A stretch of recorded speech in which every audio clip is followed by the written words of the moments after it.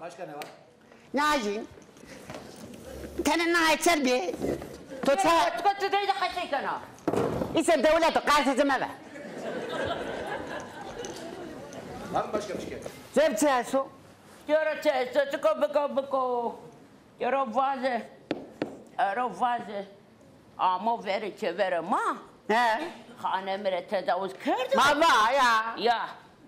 Dimaçi. Ha. Yo veri çeveri. Ha. Mera sevano. Tamam. Vano. Besa pincar diye. Pero mira vano mira. Wish. Ne oldu? Başefendi bu çok pis bir şey olmuş. Ne yaptı?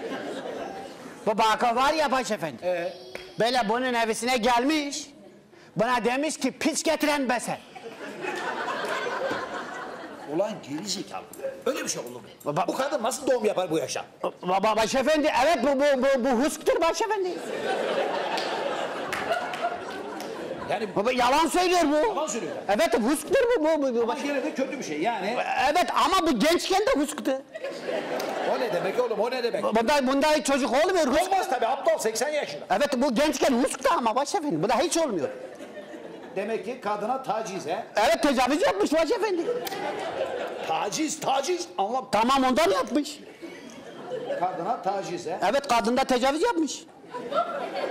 Vay alçak vay. Çok alçak başefendi. Bunu takibe alıyorsun. Namussuz bir insandır ben hep görüyorum onu. Ama bu kadın çok...